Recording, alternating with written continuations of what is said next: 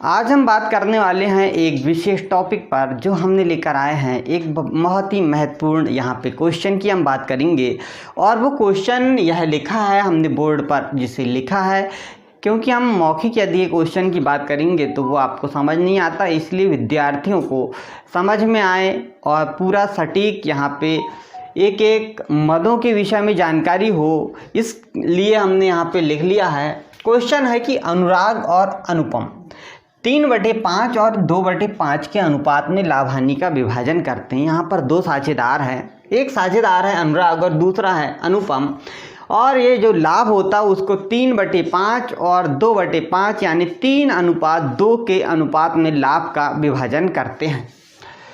यहाँ पर 31 दिसंबर 2018 को उनका चिट्ठा निम्न प्रकार है। उन्होंने जो चिट्ठा बनाया है 2018 को वो यहाँ पे बताया गया है। तो मैं चिट्ठा पढ़ने से पहले आपसे कहना चाहता हूँ कि यदि आप पहली बार हमारे चैनल पर आएँ तो चैनल को सब्सक्राइब जरूर करें, और जो विद्यार्थी साझेदारी से संबंधित प्रश्न हल करना चाहते हैं तो बहुत ही सटीक तरीके से हम ये प्रश्न को हल करवाएंगे, इसलिए वीडियो उन तक पहुँचा दें। आते हैं सीधे हम चिट्ठे पर और यहाँ बात करेंगे हम दायित्व राशि संपत्ति राशि। ये चिट्ठी का प्रारूप होता है। इसमें लिखा है दायित्व पक्ष की ओर सामान्य संचय 800 रुपये और पूंजी खाता अनुराग के 2000 रुपये पूंजी लगी हुई है और अनुपम की 1000, कुल 3000 रुपये इन्होंने साझेदारी फर्म में पूंजी लगाई है। संपत्तियां इनके पास है हस्तस्थ रोकड़, हाथ में जो रोकड़ है वो 500 रुपये है। देनदार जो हैं वो 1000 के देनदार हैं इनके पास। स्कंद 1500 रुपये का है और यंत्र 800 रुपये का है। इस प्रकार बैलेंस शीट हमारी मिल जाती है 3800 संपत्ति और दायित्व। यह हमने कक्षा 11वीं में लेखांकन समीकरण भी सीखा था, इससे कि कैसा किया जाता लेखांकन समीकरण। ये चाहते हैं कि अनिरुद्ध नाम का एक व्यक्ति को हम साझेदार बनाना चाहते हैं, उसे 1/3 भाग के लिए निम्न शर्त पर साझेदार यहाँ पे बनाया जाता है। 1/3 भाग के लिए उसे हम यहाँ साझेदार बना रहे हैं अनिरुद्ध को। अब देखिए, एक अनुराग है, दूसरा अनुपम है, तीसरा अनिरुद्ध है, और यहाँ पे अनिरुद्ध जो साझेदार है वो 3000 रुपये नगद देगा, अर्थात 3000 रुपये वह नगद पूंजी के लाएगा व्यापार में। दूसरा ख्याति के 1000 रुपये जो हैं वो लाएगा। उससे हमने कहा कि आपको पूंजी के लिए 3000 लाना होगा और फर्म में ख्याति के 1000 लाना होगा जब आपको हम यहाँ पे साझेदार बनाएंगे। इसके बाद स्टॉक का मूल्य 500 रुपये से बढ़ाया जाएगा। स्टॉक जो है उसको 500 रुपये से बढ़ाएंगे। संदिग्ध ऋण के लिए 100 रुपये संचिति की जाएगी। हम संचय जो है उसको संदिग्ध ऋण के लिए संचय बना लेंगे। यह मानकर उपयुक्त समायोजन कर लिए गए हैं। ये मानकर हमको चलना है। साझेदारों के पूंजी खाते नई फर्म का चिट्ठा हमको यहाँ पे बनाना है। अब हमें सबसे पहले तो जो नया व्यक्ति आ रहा है उसके आने से लाभ हानि अनुपात में परिवर्तन हो जाएगा। जो संपत्ति है, दायित्व है, इनके लिए वह नया व्यक्ति आ रहा है तो इनमें भी कमी वृद्धि हो रही है और इस कमी वृद्धि का लेखा हमें करना होगा। और इस कमी वृद्धि का लेखा करने के लिए जो खाता बनाया जाता है उसे हम पुनर्मूल्यांकन खाता कहते हैं। यह पिछले वीडियो में हमने आपको समझाया है। तो ले चलते हैं सीधे इस सवाल के हल की ओर और यहाँ पर हम आपको हल समझाते हैं कि किस प्रकार से इसका हल किया जाएगा। और यह परीक्षा के लिए बहुत ही महत्वपूर्ण क्वेश्चन होता है और इसे हम बोलेंगे सबसे पहले पुनर्मूल्यांकन खाता। अब पुनर्मूल्यांकन खाते के दो पक्ष होते हैं, एक होता है डेबिट पक्ष और दूसरा होता है क्रेडिट पक्ष। डेबिट पक्ष में हमने आपको बताया था कि संपत्ति में कमी और दायित्व में वृद्धि को लिखा जाता है और क्रेडिट पक्ष की ओर संपत्ति में वृद्धि और दायित्व में कमी को लिखा जाता है। इसके दो पक्ष हो गए। पहला जो कॉलम होगा वो विवरण लिख देंगे यहाँ पर और दूसरा है राशि का कॉलम। इसी प्रकार यहाँ क्रेडिट पक्ष में जो कॉलम बनेगा वो पहला विवरण का बनेगा और दूसरा कॉलम राशि का यहाँ पे हम बना लेंगे। अब देखिए जो साझेदार हैं, नया साझेदार आ रहा है तो यहाँ पे संपत्ति और दायित्व के मूल्य में कमी और वृद्धि होगी और उसका लेखा करने के लिए ही हम यहाँ पे पुनर्मूल्यांकन खाता बनाते हैं। क्वेश्चन को फिर से पढ़ते हैं हम और देखते हैं कि यहाँ पे क्या क्या संपत्ति और दायित्व में कमी वृद्धि हुई है। अभी हम इसे अनिरुद्ध को फर्म में स्थान देने वाले हैं, साझेदार बनाने वाले हैं। अभी हमने साझेदार नहीं बनाया है, इसीलिए हम यह साझेदार बने उससे पहले ही जो पुराने साझेदार हैं उनका जो संपत्ति दायित्व का बंटवारा है, हिस्सा है, उसे कर लेना चाहिए। क्योंकि सामने वाला जो व्यक्ति अनिरुद्ध आ रहा वह भी तो चाहता है कि ये जो पहले से साझेदारी कर रहे थे इनका कैसा क्या हिसाब है वो पहले ही निपटान कर ले उसका, इसके बाद में मैं आपके साथ आऊँगा, एक नए तरीके से हम लोग व्यवसाय करेंगे। तो यह उसके लिए पूंजी और ख्याति लाता, अर्थात जब लाएगा वो इससे पहले हमें पूरा हिसाब किताब बनाना होगा और उसी के लिए हमें पुनर्मूल्यांकन खाता बनाना होगा कि जो अनुराग है अनुपम है दोनों का कितना लाभ है या कितनी हानि है, उस हिसाब से अगला खाता बनाया जाएगा। सबसे पहले हम पुनर्मूल्यांकन खाता बनाते हैं और देखते हैं कि यहाँ पे लिखा कि स्टॉक का मूल्य 500 रुपये से बढ़ाया जाए। हमने आपको बताया था कि पुनर्मूल्यांकन खाता जो है इसमें संपत्ति दायित्वों में कमी वृद्धि का हम यहाँ लेखा करते हैं। संपत्ति में कभी कमी होती है अर्थात हानि होती तो पुनर्मूल्यांकन खाते के डेबिट पक्ष में लिखा जाता है और संपत्ति में वृद्धि होती है तो पुनर्मूल्यांकन खाते के क्रेडिट पक्ष में लिखा जाता है। अब देखिए यहाँ पे स्टॉक जो है यह संपत्ति है और स्टॉक जो है इसमें वृद्धि करना है और स्टॉक में कितनी वृद्धि कहा जा रहा है, 500 रुपये से बढ़ाया जाए।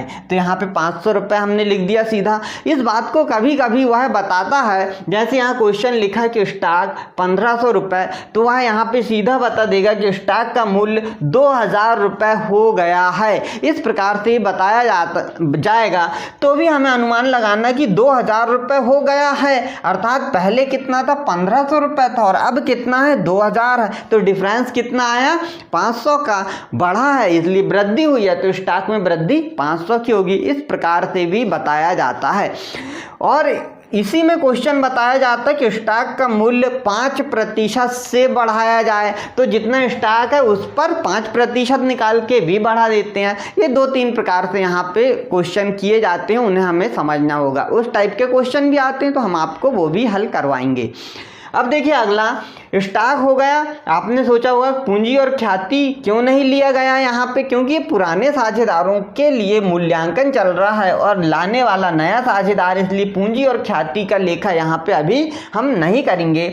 स्टॉक जो है तो पुराने साझेदारों का है। संदिग्ध ऋण के लिए 1000 रुपये संचिति की जाएगी, अर्थात जो हमारा संदिग्ध ऋण है, जो पुराने साझेदार हैं उन्होंने जो ऋण अर्थात किसी व्यक्ति को ऋण दिए हैं तो वो ऋण कैसा है, संदिग्ध है कि मिल भी सकता है और नहीं भी मिल सकता है और उसमें वृद्धि करना है, संचय में वृद्धि करना है। 100 रुपये की संचिति की जानी है। सीधा सीधा कहने का मतलब है कि संचय में वृद्धि है और संचय की वृद्धि करने से व्यवसाय को हानि हो जाएगी, इसीलिए हम यहाँ पे हानि होगी, इसलिए डेबिट पक्ष में आएगा तो संचय में वृद्धि यहाँ पे हम लिख देते हैं और वृद्धि लिखने के बाद में कितना यहाँ पे 100 रुपये लिख देंगे संचय में वृद्धि। बाकी कुछ भी यहाँ पे संपत्ति या दायित्व में यहाँ पे आप देखिए कमी या वृद्धि नहीं है, तो सिर्फ 2 मदें हैं और इन्हीं को हमें यहाँ पे हिसाब बनाना है और देखना है कि पुनर्मूल्यांकन से हानि होती या लाभ होता है। अब यहाँ पे हम मिलाते हैं तो इसका योग आया 500 रुपये और देखिए डेबिट पक्ष का योग 100 है, लेकिन कोई भी खाता है जिसका योग दोनों तरफ समान होता है, इसलिए यहाँ पे हमने लिखा 500 रुपये। अब देखिए इसमें डिफरेंस कितना आया 400 रुपये और यह 400 रुपये है, यह हानि कहलाएगा या लाभ कहलाएगा, लाभ या हानि। लेकिन आप देखिए क्रेडिट पक्ष है, यहाँ पे क्या है वृद्धि हुई है अर्थात क्रेडिट पक्ष लाभ को दर्शाता है और डेबिट पक्ष हानि को दर्शाता है, तो इसे हम लाभ ही लिख देते हैं, लाभ हानि लिखने के बजाय लाभ हुआ। अब यहाँ पे देखिए कितने साझेदार है 2, तो एक है अनुराग और दूसरा साझेदार है यहाँ पर अनुपम, 2 साझेदार हैं अनुपम। अब इनको जो लाभ का विभाजन कैसे करेंगे, तो लाभ का विभाजन हम जो है वो आपको हल करके बता देते हैं कि यहाँ पर अनुराग और अनुपम को कितना कितना पैसा मिलेगा। लाभ कितना हुआ है हमारा, ये लाभ देखिए आप, लाभ जो निकल के आया है वो 400 रुपये आया है। और लाभ का विभाजन इसको किस अनुपात में करना था, 3/5 और 2/5 में करना था। अर्थात यहाँ कौन है, अनुराग है, और यह अनुराग जो है उसे मिलेगा 400 रुपये कुल लाभ है, इसमें 3/5 यहाँ पे मिलेगा अनुराग को। हम यहाँ पे गुणा कर देते हैं, काट देते हैं, तो 8 बार कटा यानी 80 और 8 दिया 24, 240 रुपये किसको मिलेगा, अनुराग को मिलेगा 240 रुपये। इसी प्रकार दूसरा जो साझेदार है वो अनुपम है, और अनुपम जो है इसे भी बंटवारा देना पड़ेगा 2/5 भाग, और 5 से हम काटते हैं तो ये 80 बार कटेगा, 8 दूनी 16, अर्थात 160 रुपये जो है ये किसे मिलेगा, अनुपम को मिलेगा 160 रुपये। इस प्रकार से लाभ का विभाजन कर दिए और दोनों को जोड़ के देखिए तो आपको यहाँ पे 400 रुपये लाभ यहाँ पे मिल जाएगा। और यह लाभ जो है यह साझेदारों के पूंजी खाते में हस्तांतरित करना होगा, साझेदारों के पूंजी खाते में हस्तांतरित करना होगा। तो इस प्रकार से पुनर्मूल्यांकन खाता तैयार किया जाता। साझेदारों का पूंजी खाता, इससे पहले हमने आपको बताया था पुनर्मूल्यांकन खाता कैसे बनाया जाता है। साझेदारों का पूंजी खाता, अब हमने यहाँ पे क्वेश्चन जो लिखा है ये क्वेश्चन भी हमने पूरा पढ़ा और इसके आधार पर ही हमने पुनर्मूल्यांकन खाता तैयार किया था, क्योंकि यहाँ पर नए साझेदार का प्रवेश हो रहा है और नए साझेदार के प्रवेश के समय वह अपने साथ पूंजी की राशि लाता है और ख्याति की राशि लाता है। जब वह पूंजी और ख्याति की राशि लाएगा तो पुराने साझेदार जो होंगे उनका संपत्ति और दायित्व में जो अधिकार है उसके लिए उनका लाभ और हानि ज्ञात करने के लिए हमने पुनर्मूल्यांकन खाता तैयार किया था। अर्थात जो पुराने साझेदार हैं उन साझेदारों को कितना लाभ हुआ, कितनी हानि हुई, यह ज्ञात करने के लिए हमने यह खाता साझेदारों का पूंजी खाता बनाया। जब सवाल में कुछ ना कहा जाए कि किस पद्धति से बनाया जाना है तो हमें स्वतः यह ध्यान रखना है कि यह परिवर्तनशील पूंजी पद्धति से यह खाता तैयार किया जाना चाहिए। अब देखिए यहाँ साझेदार दो हैं, पहला है अनुराग और दूसरा है अनुपम। अनुराग पहला साझेदार है और दूसरा है अनुपम। तीसरा साझेदार जो आया है वो अनिरुद्ध है, अनिरुद्ध। अब यहाँ पर विवरण लिखा जाएगा और विवरण के बाद में देखिए ये विवरण तैयार कर लिया गया है। और पहला हम साझेदार, जैसे ये डेबिट पक्ष है, इसमें जो 3 साझेदार हैं क्रेडिट पक्ष में भी तीनों के नाम आएंगे। पहला है अनुराग, दूसरा है अनुपम और तीसरा है अनिरुद्ध। ये 3 साझेदार हैं। अब देखिए इन साझेदारों ने सबसे पहले यहाँ पर जो पूंजी लगाई है, यह पूंजी जो है यह पुराने बैलेंस शीट की पूंजी सीधे सीधे यहाँ पर हम क्रेडिट पक्ष में लिख देंगे शेष लाया गया के नाम से, और अनुराग की पूंजी 2000 लिख देंगे और अनुपम की 1000, कुल 3000। अनिरुद्ध ने तो अभी पूंजी की बात ही नहीं, क्योंकि ये तो नया साझेदार अभी आया है। अब देखिए जो नया साझेदार आया इससे भी हमने पूंजी के रूप में 3000 रुपये यह नगद ले लिए हैं। अर्थात हमारे व्यवसाय में यह रोकड़ के रूप में आएगी राशि, क्योंकि व्यापार में इन्होंने रोकड़ लगाई है, तो रोकड़ खाते को लिखेंगे यहाँ पर। और अनिरुद्ध की पूंजी जो 3000 है वह हम यहाँ पे लिख देते हैं 3000। जो अनिरुद्ध है इससे हमने ख्याति के 1000 रुपये मंगाए हैं, और ये 1000 रुपये ख्याति के जो लाया गया है, यह ख्याति 1000 रुपये क्यों लाया इसने, तो आपको समझना पड़ेगा कि संपत्ति और दायित्व में हिस्सा पाने के लिए हम उससे पूंजी मंगाते हैं। तो यह पूंजी जो मंगाई गई है नए साझेदार से, तो जो संपत्ति है या दायित्व है उसमें हिस्सा पाने के लिए हमने यह पूंजी मंगाई है, और ख्याति जो है वह लाभ में हिस्सा पाने के लिए हमने इससे ख्याति मंगाई है। अब जो ख्याति लाभ में हिस्सा पाने के लिए मंगाई गई है, अर्थात जो पुराने साझेदार इनका लाभ का भाग कम हो जाएगा, तो यह जो ख्याति है यह पुराने साझेदार, पुराने कौन है, एक है अनुराग और दूसरा है अनुपम, ये दोनों साझेदार इस ख्याति को बांट लेंगे। किस अनुपात में बांटेंगे, जो पुराना अनुपात है यानी 3/5 और 2/5 में। कितना, 1000 का। अब 1000 का हम काट देंगे तो यहाँ पे हो जाएगा 600 रुपये, अनुराग को मिल जाएगा, और अनुपम जो है इसको 1000 हम काटेंगे तो यहाँ पे देखिए 400 रुपये ख्याति का यहाँ पे पैसा हो जाएगा। ठीक है, इसके बाद हम देखिए यहाँ पे यहाँ लिख देंगे किसने लाया है, तो अनिरुद्ध ने, तो लिखेंगे अनिरुद्ध को, और यहाँ पे कितना 600 रुपये अनुराग लेगा और 400 रुपये जो है वह अनुपम ले लेगा।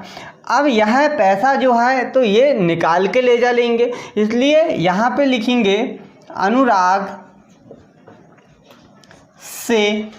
से कितना लिखेंगे, अनुपम 600 रुपये, और यहाँ पे अनुपम जो है अनुपम से जो है वो 400 रुपये लिख देंगे। इस प्रकार यह ख्याति का बंटवारा दोनों कर लेंगे। अब देखिए यहाँ पे इन्होंने जो स्टॉक है, स्टॉक की बात जो है, तो ये स्टॉक कहाँ चला जाएगा हमारा, ये बैलेंस शीट में जाएगा। संदिग्ध ऋण के लिए 1000 रुपये की संचिति की जाए तो यह संचय तो लाभ हानि से संबंधित हो गया, अर्थात हमने यहाँ पे देखिए आप पूरी ही जानकारी जो भी बताई गई है वो यहाँ पे हमने कंप्लीट अभी कर चुका है। और अब सिर्फ इस खाते का हमको कैलकुलेशन करना है, लेकिन यहाँ पे इससे पहले हमने एक खाता बनाया था जिसको हम पुनर्मूल्यांकन खाता कहते हैं।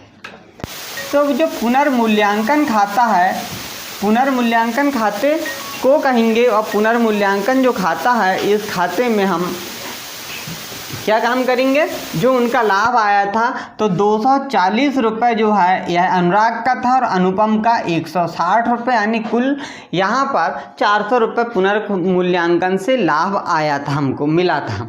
तो हमने यहाँ पे उनका लाभ भी जोड़ दिए क्योंकि यह साझेदारों का ही धन है इसीलिए। अब देखिए यहाँ पर जो बैलेंस शीट है, बैलेंस शीट में सामान्य संचय लिखा है, तो सामान्य संचय को यहाँ पे बांटना पड़ेगा संचय के नाम से, या सामान्य संचय भी लिख सकते हैं। जो पुराने साझेदार हैं उनको देना पड़ेगा क्योंकि यह लाभ का ही एक भाग है इसीलिए। अब देखिए संचय को हम बांट देंगे, और संचय जब बांटेंगे तो यह संचय कितना है हमारे पास 800 रुपये, और ये दोनों साझेदार जो हैं अनुराग जो है और अनुपम दोनों अपने पुराने अनुपात में बांट लेंगे इसे, अर्थात 3/5 और 2/5 में इसे बांट लेंगे।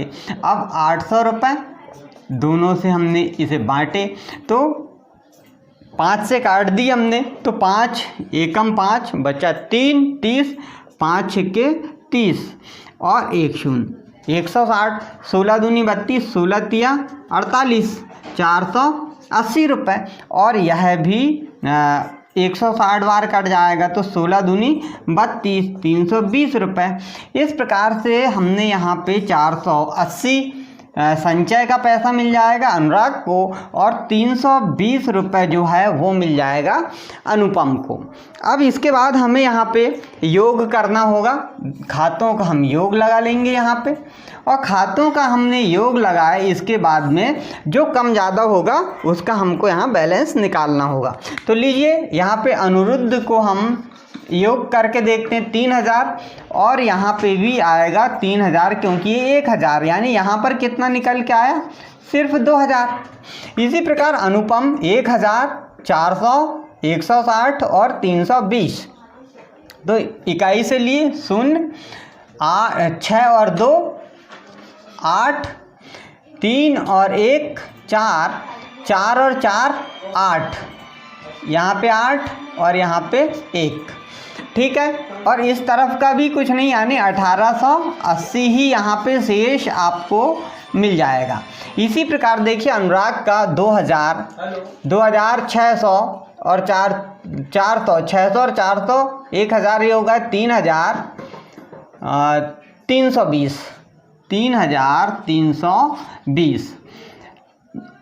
3320 यहाँ पे शेष हो जाएगा 3320। अब इसको हम लिखेंगे शेष ले गया, और यही इनकी नई फर्म की पूंजी हो जाएगी। अब इसके बाद जो बैलेंस शीट बनाई जाए, आर्थिक चिट्ठे की बात करेंगे। जो आर्थिक चिट्ठा बनाया जाता है वो किस प्रकार से नई फर्म का आर्थिक चिट्ठा बनाया जाता है। जो दिनांक है वह 31 दिसंबर 2018 को हमने लिख दिया, और इस पर हम यहाँ पे बना रहे हैं आर्थिक चिट्ठा। अब देखिए इसके दो पक्ष हो जाएंगे जैसे बैलेंस शीट में होते हैं। पहला होता है दायित्व और दूसरा होता है संपत्ति। दायित्व राशि और संपत्ति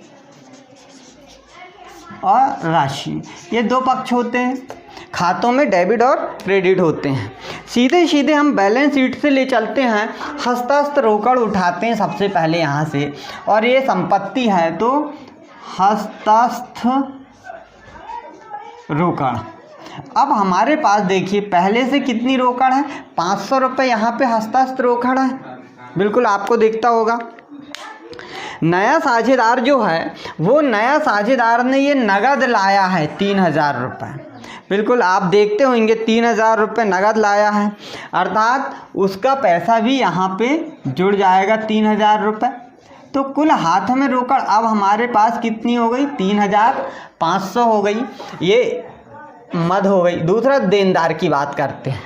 देनदार देखिए आप, देनदार हमारे पास कितने हैं यहाँ पे, 1000 के यहाँ पे देनदार हैं, ठीक। लेकिन देनदार पर संदिग्ध ऋण के लिए कितना रुपए का संचय किया यहाँ पे, ये आपको दिखाई दे रहा है।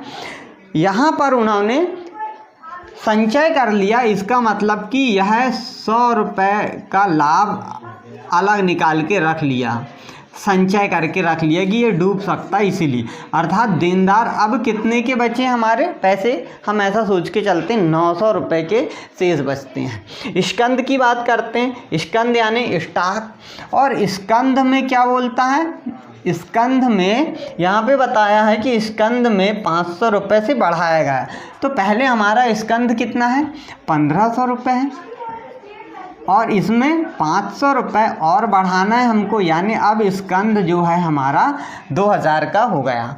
यंत्र पर कोई इफेक्ट नहीं है, तो यंत्र जितने का उतने रुपए हो जाएगा। बिल्कुल यहाँ तक समझ में आया होगा। देखिए ऐसे दायित्व पक्ष की बात, सामान्य संचय जो था हमने साझेदारों में बांट दिया पहले ही। पूंजी खाते हैं तो पूंजी खाते में हमें जो पूंजी मिली है वो पूंजी लिखना। कहाँ से पता चलेगा, पूंजी खाते।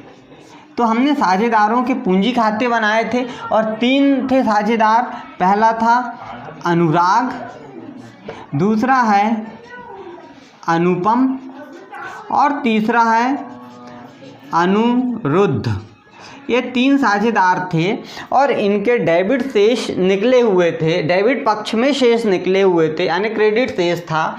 अनुराग का 3320 था, अनुरुद्ध का 1880 था, और अनुपम का अनुरुद्ध का 2000 रुपये था। कुल ऐसा आप निकालिए, 0, 8 और 2 10 का 0, हाथ का 1, 8 और 3 11 और 1 12 का 2, हाथ का 1, 3 और 1 4 और 1 5 6 7, 7200। यहाँ पे योग आया हमारा 7200। अब देखिए आप यहाँ पे दोनों तरफ का योग अर्थात डेबिट पक्ष का योग भी उतना ही आना चाहिए जितना क्रेडिट पक्ष का योग हमारा आया है। अर्थात हम डेबिट में भी जोड़ेंगे तो 3000 और 2 5000, तो 0 0 0 पहला। दूसरा देखिए 0 0 0 0, बिल्कुल 8 8 और 9, 8 दूनी 16, 1 17, 17 और 5 22, 22 का 2 हाथ का 2, 3 2 5 और 2 7, 7200। तो डेबिट और क्रेडिट दोनों का योग समान आया है, अर्थात हमारा आर्थिक चिट्ठा पूरा कंप्लीट हो गया है। इस प्रकार हमने यह एक सवाल अनुराग और अनुपम से संबंधित पूरा सवाल हल किया। यदि आपको इसमें कहीं कोई प्रॉब्लम जाती है तो आप हमें कमेंट्स बॉक्स में ज़रूर बताएं और कमेंट्स लिखें, हम और इससे रिलेटेड दूसरे सवाल भी आपको बताएंगे। और यदि पहली बार हमारे चैनल पर आए तो हमारे चैनल को सब्सक्राइब करना ना भूलें और अधिक से अधिक आपके दोस्तों तक इसे शेयर कर दें जिससे उन्हें भी इसका फ़ायदा मिल सके।